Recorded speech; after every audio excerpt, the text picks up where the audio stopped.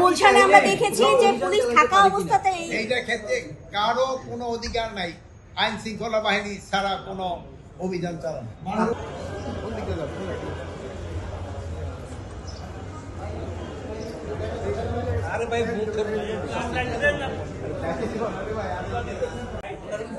গান বাহানোর অনেক সমস্যা আছে, এইগুলি তাদের কাছে করতাম এবং তারা অনেক জায়গায় অনেক ভালো কাজও করে যাচ্ছে।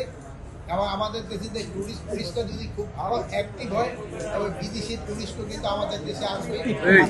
আমাদের দেশে কিন্তু অর্থনীতিতে একটা বড় ধরনের অবদান রাখবে। এই জন্য এই টুরিস্ট পুলিশটাকে আরো কিভাবে তাদের সংখ্যা বাড়ানো যায়, তাদের যানবাহন বাড়ানো যায়, তাদের থাকার ব্যবস্থা করা যায়। এখান থেকে টুরিস্ট পুলিশ একটা ভাড়া বিল্ডিং এ থাকে, তাদের নিজস্ব একটা বিল্ডিং হওয়া দরকার, আমাদের আলোচনা হচ্ছে।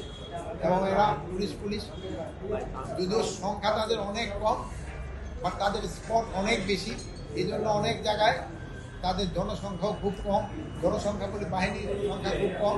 এটা কিভাবে বাড়ানো যায় এইগুলি ব্যাপার। বর্তমান পরিস্থিতি নিয়ে একটু প্রশ্ন ছিল স্যার, সেটা হচ্ছে যে মব জাস্টিস তো হচ্ছে, যে মব জাস্টিস বলছে না মব সন্ত্রাস বলছে চারিদিকে আসতেছে। গত রিসেন্টলি পুলিশও মব জাস্টিসের শিকার হচ্ছে, বিদেশিরাও শিকার হচ্ছে, পরবর্তীতে পাবলিক বাসাবাড়িতে ঢুকে মব জাস্টিস হচ্ছে। এই বিষয়ে নিয়ন্ত্রণ আসছে না গত 6 মাস। এইটা ক্ষেত্রে আমি আপনার সাথে আমি দ্বিমত করবো না, এটা তো আমাদের হচ্ছে, বাট এটা আমরা যে জায়গায় হচ্ছে আমরা কিন্তু সাথে সাথে তাদের আইনের আওতায় নিয়ে আসতেছি। এ ব্যাপারে আমি আপনাদের কাছে অনুরোধ করবো, আপনাদের দেখবেন যে পুলিশের উপরেও আক্রমণ হচ্ছে, এইগুলি ক্ষেত্রে আপনারা জনগণকে একটু সচেতন করতে হবে। জনগণ এত উচ্ছৃঙ্খল হয়ে গেলে কিন্তু অনেক সময় সমস্যা হয়, মানে বাহিনী দিয়ে তো সবসময় কন্ট্রোল করা যায় না। এর ক্ষেত্রে যেমন ধরেন আমাদের ছেলে মেয়েদের কন্ট্রোল করার জন্য মা বাবা তারা একটা বড় ভূমিকা পালন করে, আত্মীয় স্বজন একটা বড় ভূমিকা পালন করে। এই জন্য এই ক্ষেত্রে আপনাদেরও একটা বড় ভূমিকা পালন করতে হবে এই ধরনের ঘটনা না ঘটে। বাট আমাদের এই জন্য আইন শৃঙ্খলা বাহিনী কিন্তু সবসময় ভিজিল্যান্ট আছে, তৎপর আছে, এবং যে জায়গায় হচ্ছে তাদের কিন্তু আমরা আইনের আওতায় নিয়ে আসতে ভবিষ্যৎ কথা শেষ পেয়েছি।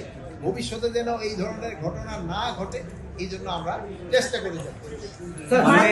গুলশানে আমরা দেখেছি যে পুলিশ থাকা অবস্থাতে এইটার ক্ষেত্রে কারো কোনো অধিকার নাই আইন শৃঙ্খলা বাহিনী ছাড়া কোনো অভিযান চালানো। মাননীয় উপদেষ্টার সামনে আমরা দেখেছি বিভিন্ন জায়গায় হাইওয়ে গুলোতে গাছ ফেলে তারপর ডাকাতি করছে, এই বিষয়গুলো আপনি যেটা বলছেন হয়েছে, এটা যেন ভবিষ্যতে না হয় এই জন্য আমরা ব্যবস্থা নিচ্ছি। না এই যে ডাকাতিটা আমি দেখছি সে থেকে ঢাকা থেকে রাজশাহী এই জন্য একটু সংখ্যাটা একটু বেশি, টাঙ্গাইলের এখানেও একটুখানি বেশি।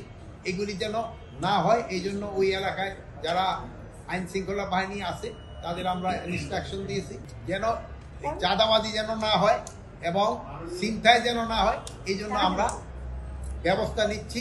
এবং আমাদের কার্যক্রম যেটা হচ্ছে সেটা কিন্তু অনলাইনে স্ট্যাটাস দিয়ে তারপর একটা নির্দিষ্ট সময়